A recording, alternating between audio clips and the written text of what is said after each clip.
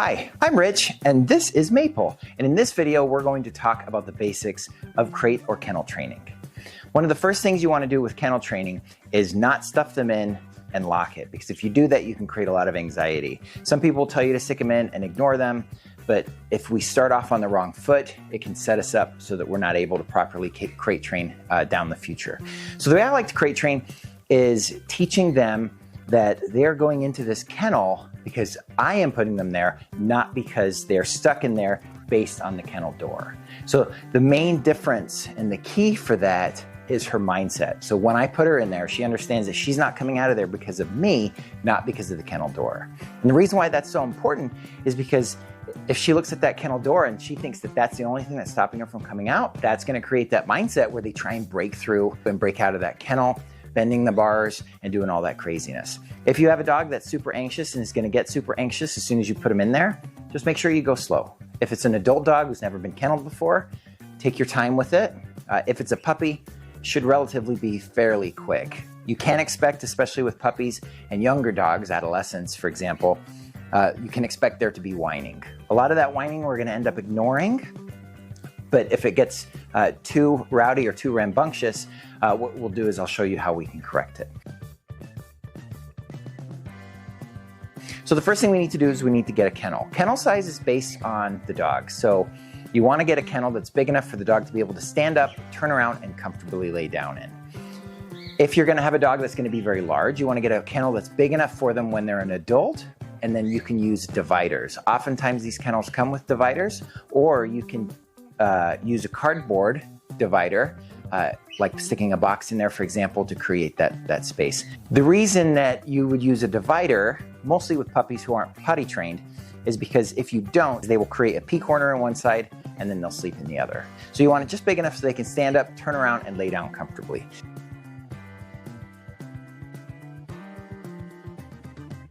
So once you've got your kennel and you've got your size, show her a treat. I'm gonna say, Maple, I'm gonna toss it into the kennel like that, and then she goes. As soon as she goes in, what I'm gonna do is I'm gonna replace the space in front with my body. Now I've got her on leash so I can control her if I need to, but what I'm gonna do is I'm gonna body block her from being able to come out before I ever even close the door. And so I'm gonna stand here for a moment and see what she does. If she tries to actively come through, I'm gonna block her with my body. If I need to, I can use my hands and create a block like this. And I'm gonna use a verbal correction if she's actively trying to come out. So, no, and I'll block her from being able to come out. Good girl. Now she sat down. So sitting down is the first sign of her getting comfortable inside the kennel. And so once she sits down, I'm gonna reward her. I'm gonna give her a treat. What I'm gonna do is I'm gonna stand here just for a moment longer. And then what I'm gonna do is I'm gonna invite her out. And the way I'm gonna invite her out is I'm just gonna grab her leash. And I'm gonna say, Maple, let's go. Good girl. I'm gonna bring her out. And then I'm gonna offer her another treat. Good girl, Maple. Good girl. Next step is we're gonna do it again. Maple, and you're going to do this speed related to how well the dog's doing. So if the dog goes in and lays down right away, you can just basically pick up where we are once we get the dog to lay down. So I'm gonna show Maple a treat, and I'm gonna come up with my command. You can use go to bed, go lay down, kennel up, any of those will work. So what I'm gonna just use is go to bed. So I'm gonna show this to her. I'm gonna say, Maple, go to bed. Good girl. She goes in, and I turn around and I body block. Good girl. Now what I'm doing with my body is I am using good body language to convey to her that I don't want her coming out. So I need to be toes to nose, squared off with her. Good girl. And as soon as she sits down like that, I'm gonna give her a treat. Good girl, Maple. And I like to use their name as an attention getter whenever I'm speaking with them. I have multiple dogs, so anytime you're in an environment with multiple dogs, if you're praising or correcting a specific dog, I always like to use their name.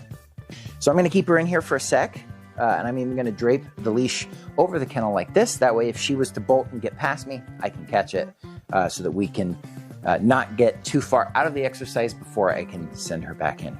Once we get to the point where she's sitting like this, the next step is going to wait for her to go into the down position. Now the thought may occur to you just to tell her to lay down because your puppy already knows the down command. Well, if we do that, teaching a dog to lay down and having them lay down on command does not change the mindset. All it is them completing or doing a behavior for you because you've asked them to and there's something in it for them.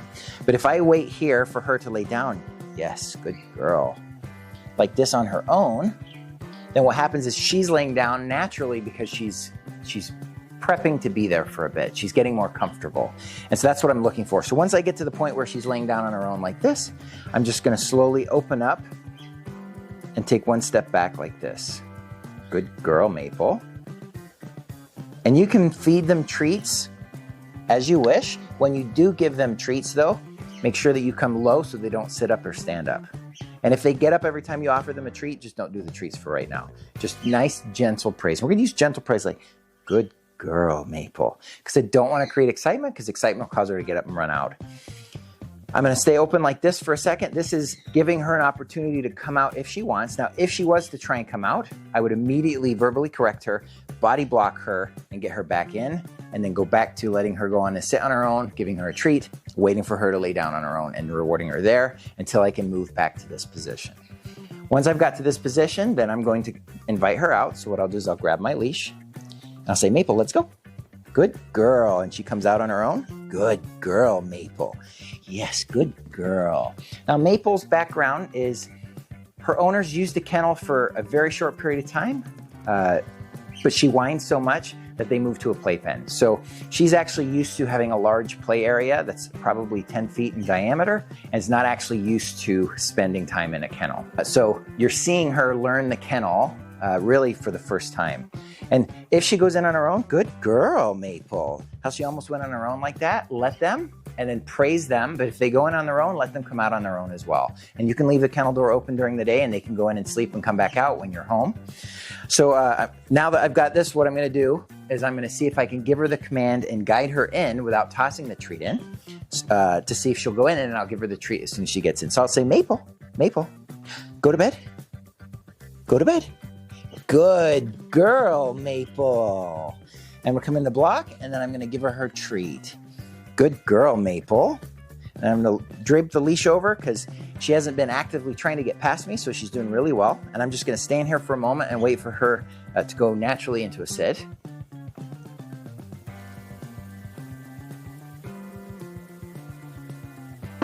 Good girl. And I'm gonna give her a treat for that. Good girl, Maple. And then I'm gonna wait for her to naturally go into the down. And what you'll notice is every time you do this exercise, you wanna do it where there's no distractions. So just her by herself and you. What you'll notice is every time you do this, she'll get a little bit quicker and a little bit quicker. And if the leash is dangling, like it was, you just wanna make sure that the loose part is on the kennel floor so that it's not swinging and distracting her. And so we're gonna wait for just a second longer. And you notice she's staring up at me, so that's a good thing. That she's engaging with me and she knows that I'm in charge of this exercise. So I'm just gonna patiently wait for her to lay down on her own, lay down naturally, which shows that she's getting more comfortable, and then I'm gonna open the kennel space up.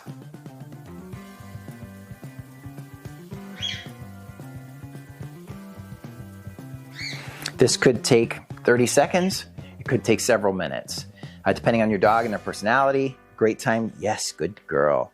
A great time to do this would be right after a walk because they're going to be tired and they're going to be apt to want to lay down. And so she's laid down on her own like this, so I'm going to casually just open it up, but I will be ready to block her if she decides she wants to come out.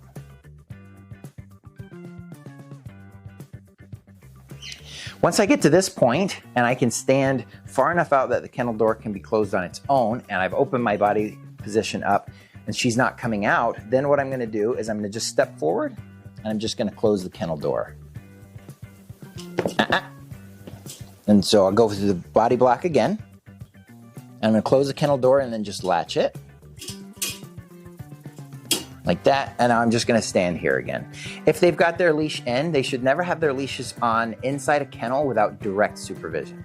The leashes can get stuck on things, they can chew the leashes up. If they chew it up and swallow it, it can become an obstruction. So we don't ever leave the leashes on the dog in the kennel unless we have direct supervision. Good girl, Maple. So Maple lays down on her own. I come down low with the treat so she doesn't stand up. And now I'm gonna go back to that open position. And now we're to the point where Maple's doing so well that I can create a little bit more distance and start being able to take my focus off of her and be able to kind of move around.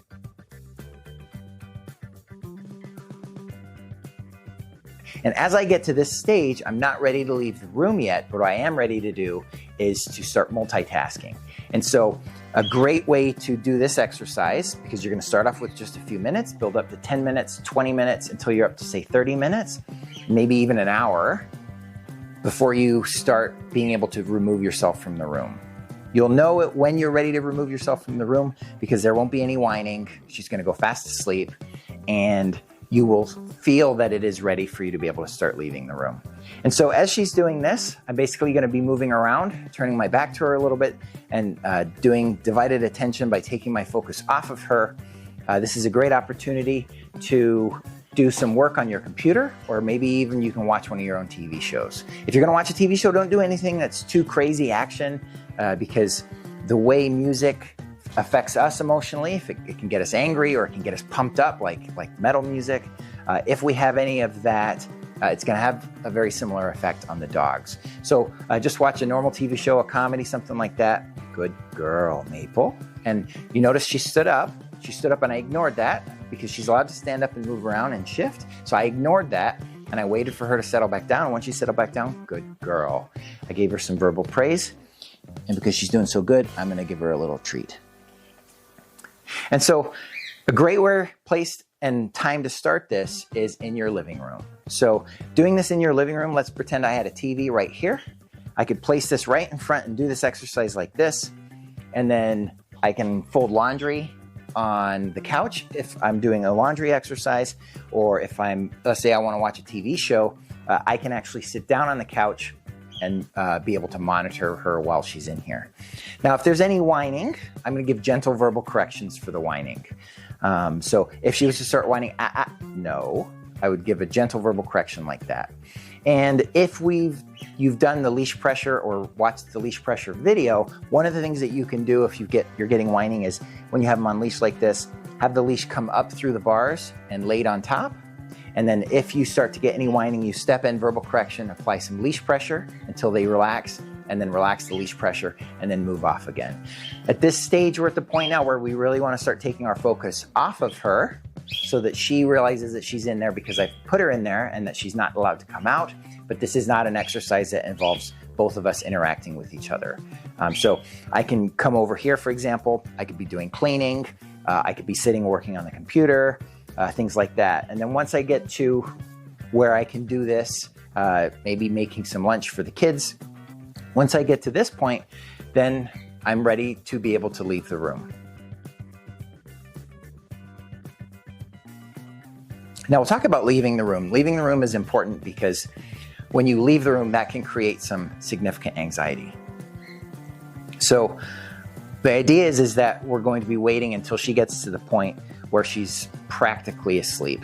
She's getting so relaxed that she doesn't even really notice that we're there anymore. And then what we're gonna do is basically just go so that we're out of sight. You're gonna step out of sight so that you're just around the corner and you're gonna wait. The moment you hear a noise, whether it's whining, it's barking, whatever the case may be, stepping in, no, correct her, approach her kennel. You can use the leash pressure. You can use we call distance pressure, which is where we use our body and square off with her. Because if I stand like this, squared off with her, that's very challenging. And so that puts a pressure on her to do something. And so come up and use some distance pressure on her to get her to stop. Once she settles down, I'm going to back off and then go to leave again. If she gets where she's just crying and crying and crying and barking and I can't correct her anymore, that means that we've hit our limit. And so try and get her to calm down. And then what you're going to do is you're going to bring her out of the kennel, give her a break for say 30 minutes to an hour before you try the next exercise. Once you're ready to actually leave the room and you leave, you're going to hide around the corner until you can hide around the corner for say 10 minutes, then do a 20-minute exercise, 30 minutes, until you get to where you're basically able to disappear for say an hour. And once you get to that point, as long as you're within earshot of her, you can leave the area and do other household chores and things like that, but monitor her with your ears so that you can respond if she does anything.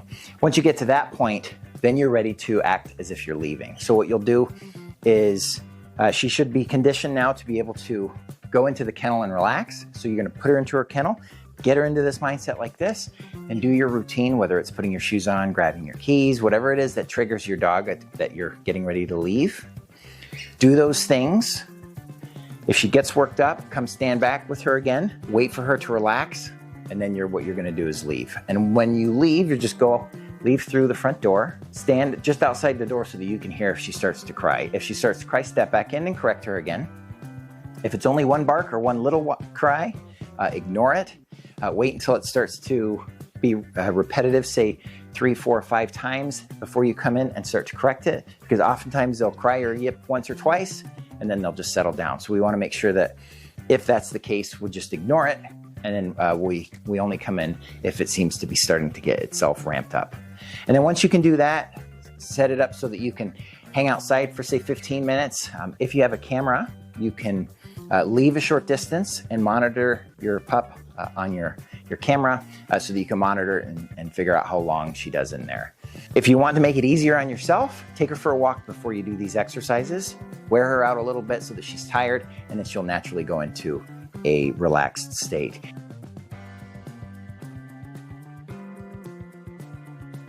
And for any of you who work with horses or have experience with horses, this is very much, from what I've been told, I'm not a horse person, but it's very much like trailering a horse. And so what I've been told with trailering a horse is you will run them in a circle, wear them out, and then you stick them into their trailer. Let them relax in that trailer, you pull them out, you run them again, and then once they're done running, you stick it back in the trailer and let them relax. And what this does is this creates the trailer to be a place of relaxation, a place for them to rest and be able to catch their breath. So if you've got a very hyper anxious dog, then you can take that mindset as well and take them outside and play with them, wear them out, bring them in, and then give them some relaxation time. Remember the 90-10 rule? Everything we do with dogs is 90% psychological and 10% physical. 90% of this is psychological. She needs to understand that she is in here because I put her in there, not because she's trapped in there because of the door. And once you teach them and get them into that mindset, they won't be trying to break out because they know that they're in there for a reason, not because they just got stuck.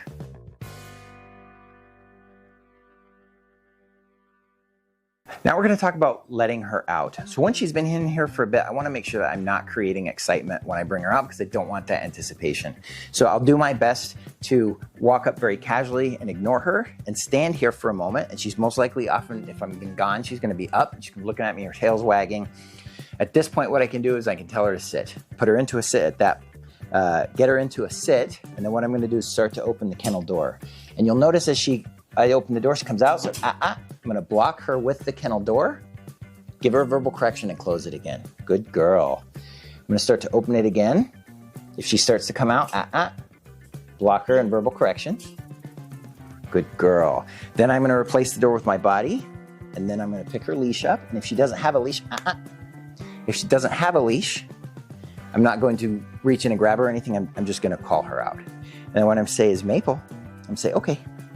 Good girl. You did so good, sweetheart.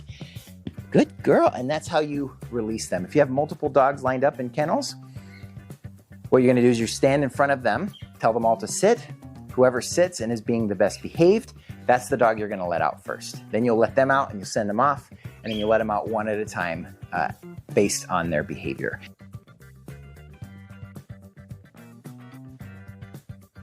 A puppy's going to need 16 to 18 hours of sleep a day.